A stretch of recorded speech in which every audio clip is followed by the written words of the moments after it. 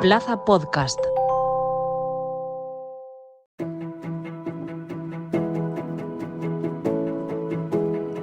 El Senado de Alicante Plaza. Lo que está pasando en Ferraz estas semanas bien podría ser la segunda parte de la película Oppenheimer.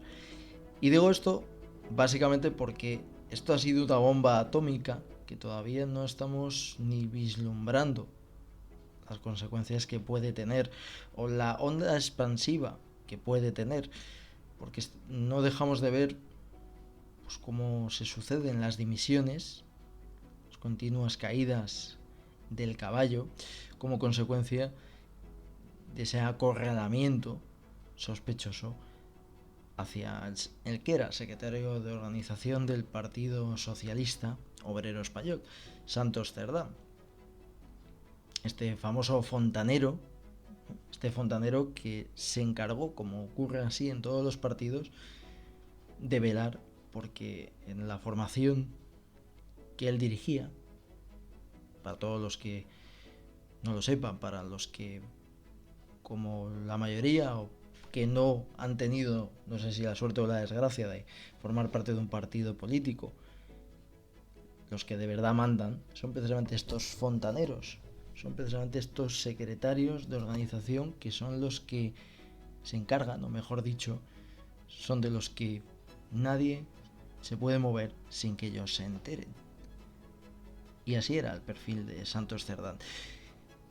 Veló por tener a súbditos, o no sé si llamar súbditos, pero a gente de su cuerda en diferentes organismos del partido, y así lo que hicieron fue pues construir un organigrama a su propia imagen y semejanza. Evidentemente hay que poner un cordón sanitario y no se puede caer en la burda crítica o en el comentario zafio de que todos los que habían confiado en ese tipo de personas o las personas en las que había confiado el tal Santos Cerdán eran de su misma calaña.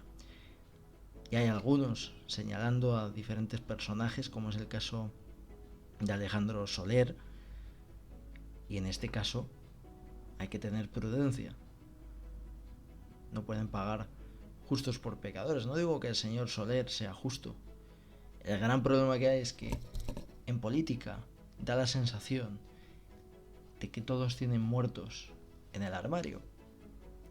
Y a juzgar por lo que pasa, no solo en el PSOE, sino en el resto de formaciones, ya vimos, por ejemplo, la burda lucha, ¿no? Ya la contó Cayetana Álvarez de Toledo en su libro, publicado hace varios años, de Teodoro García Egea en el Partido Popular, cuando lo presidía. Esto ya parece ancestral, pero no ha pasado tanto tiempo, Pablo Casado. Y es que ese era el papel de Santos Cerdán, velar precisamente porque los suyos fuesen los que se llevasen el gato al agua. Y a veces, precisamente para poner el cascabel al gato, lo que hacían era matar al gato, hacer trampas al solitario. Y así es como juegan este tipo de personajes, que se rodean de un séquito de personas que cuando ellos caen, todos esos perfiles quedan contaminados. El problema que hay es que la sensación en el PSOE, no solo en el PSOE, que algunos dicen que Pedro Sánchez se plantea dimitir en agosto, es que el gobierno está profundamente contaminado. Y que por mucho que intenten desde las altas esferas socialistas intentar precisamente lo que he dicho antes, poner un cordón sanitario, esto tiene la impresión de que hay más capas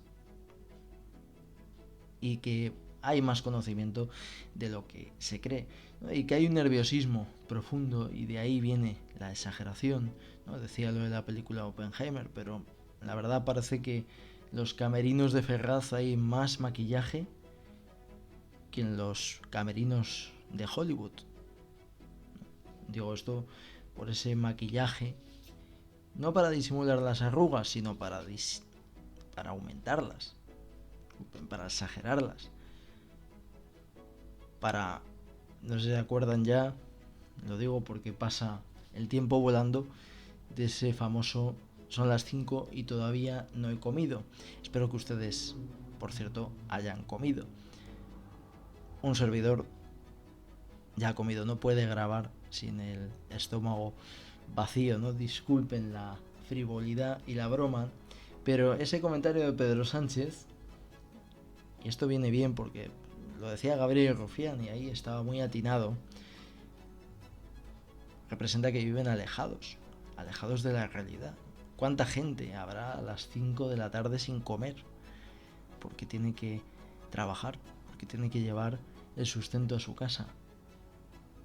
Si al señor Sánchez no le parece raro que a las 5 no haya comido, o al contrario, le parece raro o está preocupado porque a las 5 no ha comido, a lo mejor es que está acostumbrado a llevar siempre pues un horario barroco, un horario profundamente organizado, al contrario de lo que pasa en muchos hogares españoles que para comer a lo mejor les dan las 5 de la tarde todos los días. Entiendo que para el señor Sánchez comer a las 5 sea algo extraordinario, pero es que para algunas personas no lo es, porque tienen que hacer una cosa que se llama trabajar.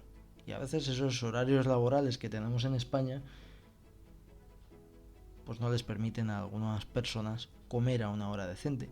A lo mejor esto le ayuda a aterrizar, ¿no? Y digo esto básicamente porque dentro de este círculo, de esta camarilla, también formaban parte gente de la Comunidad Valenciana. Me estoy acordando de Pilar Bernabé y de Diana Morán, ¿no? Que ahora están también en la picota como consecuencia de las sospechas que hay hacia el presidente de gobierno, Pedro Sánchez, y que ambas son grandes apoyos. O el presidente, el señor Sánchez, era un gran valedor de ellas. Veremos lo que pasa, ¿no? Pero si demuestra esto una cosa, es la profunda desconexión, ¿no?, que hay de la clase política hacia la ciudadanía, ¿no? Una clase política que solo se prodiga en acercarse a los plebeyos, pues en algunas fiestas como la que hemos tenido aquí en Alicante, las hogueras de San Joan.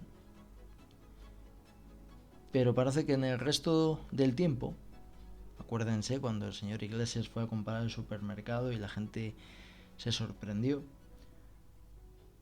o cuando algunos políticos no sabían lo que costaba un café, o tampoco sabían lo que costaban los chuches, no sé si se acuerdan de ese término, demuestra lo profundo que es el desconocimiento de la clase política de la sociedad española y de los problemas de hoy.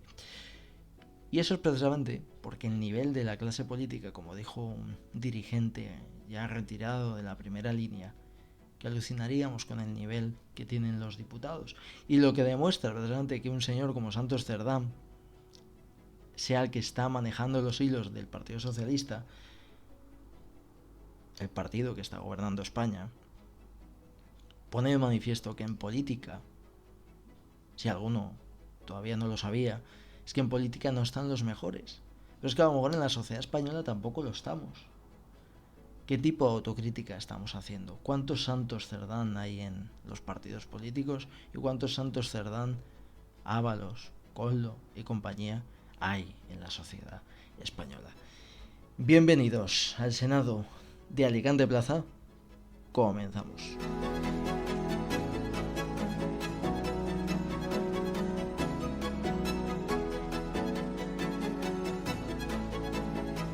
Precisamente nos vamos, como siempre, a nuestra librería de cabecera, Pincho Nanco, y traemos un libro interesante para entender los efectos que ha tenido la desconexión de la clase política de la sociedad. Y es un libro que, si bien es cierto, si escucharon los podcasts de la temporada pasada, ya hemos recomendado por aquí, pero viene bien refrescarlo, y por si algún político nos está escuchando, también para que se apliquen el cuento y lean, si eso se estila en el tema este de la política, que ya sé que en ocasiones lo único que leen son los argumentarios de los partidos. Me refiero al libro de J. Sendel, Descontento democrático, en el cual el filósofo social habla precisamente de hasta dónde llega el hartazgo y la estigmatización de la clase política por parte de la sociedad. Una crítica constructiva y en ocasiones destructiva, y que lo que hace es degenerar en la antipolítica, aunque la antipolítica no es más que la consecuencia de unos políticos que precisamente no hacen política, y de ahí surge, porque ellos son los verdaderos antipolíticos. Y en este caso, en esta obra, se analiza cuáles han sido las consecuencias y cómo no solo afecta a España, sino al resto del viejo continente y al resto del mundo.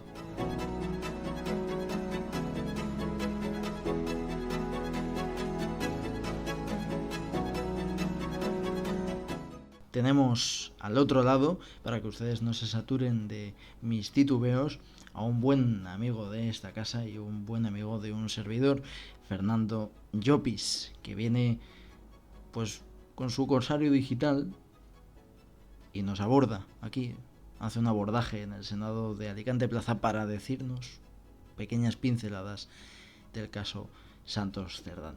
¿Qué tal, Fernando? ¿Cómo estás? Hola, don Jorge. Me preguntas mi opinión sobre el asunto Santos Cerdán, ¿no? Yo lo que me pregunto es cómo es posible que este tipo de personas lleguen a ocupar esos puestos tan relevantes, ¿no? Y simple y llanamente lo que ocurre es que en todos los partidos o en muchos partidos ese perfil es el que se utiliza para resolver los problemas que nadie quiere resolver al líder supremo. Además de que el líder supremo prefiere rodearse de estas personas oscuras tipo Peter Lorre, los pequeños mamporreros, y no rodearse de gente de cierto nivel que un día puedan opacar su brillo, al final, gente como Santos Cerdán es el que le resuelve los problemas, el que hace o el que se reúne con Puigdemont, cuando probablemente muy pocas personas quisieron reunirse con Puigdemont a resolver cosas y hacerse progresas que posiblemente otras personas más honestas jamás hubiesen sido capaces de realizar.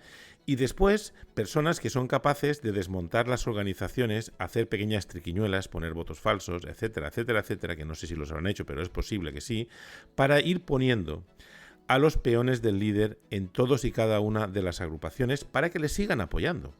Y al final, lo que no podemos olvidar es que Santos Cerdán es una persona que lo ponía Pedro Sánchez, que Pedro Sánchez conocía perfectamente cómo era Santos Cerdán, así que no nos vengan con cuentos. ¿Esto les va a afectar? No, porque al final la escasa moralidad que han estado demostrando tanto los dirigentes socialistas, los militantes socialistas y muchas de las personas que los votan demuestran que al final eso no tiene ningún efecto o muy poco efecto. Si al final consiguen tener 3 meses sin demasiados escándalos, pues posiblemente conseguirán que les olviden y puedan incluso hasta mejorar esas intenciones de voto que las encuestas reflejan en sobre 120 diputados, a pesar de todo lo que ha pasado. Nuestro tiempo se termina. Ya veremos si el tiempo de Pedro Sánchez también se ha terminado o si le pasa lo que le ha pasado a las hogueras, ¿no? Que al final el tiempo y el fuego han hecho que al final sean devorados pues por el escrutinio de los que decidieron que determinados ninots no se salvaran. Será precisamente la sociedad española o la población española, el votante medio, quien decida si Pedro Sánchez se salvará de la hoguera de las vanidades o, sin embargo, será devorado por las llamas del ostracismo demoscópico.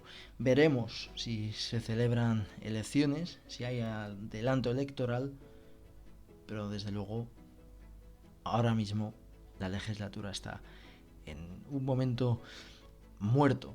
Precisamente hablando de las hogueras, hablando de este punto muerto, algunos se plantean qué va a pasar con la fiesta alicantina. Si se van a morir, si vamos a dejar que caigan en decadencia, ¿no? Para algunos ya han entrado, para algunos ya se ha convertido en una fiesta meramente turística que se olvida del alicantino medio. Habrá que preguntarse qué debemos hacer, qué ruegos deberíamos plantear, qué tiene que mejorar, qué va a pasar con las barracas que no tienen el apogeo económico que tenían antaño. Habrá que preguntarse si se van a poner los medios necesarios para precisamente eso, para que volvamos a tener una fiesta de todos los alicantinos y no solo turística, y no solo eso, sino que no peligre nuestra fiesta. Gracias por escucharnos. Con esta reflexión o con esta pregunta o con este ruego, como ustedes quieran, les dejamos por hoy. Sean buenos, sean felices y espero, por supuesto, que hayan comido. Un abrazo muy fuerte.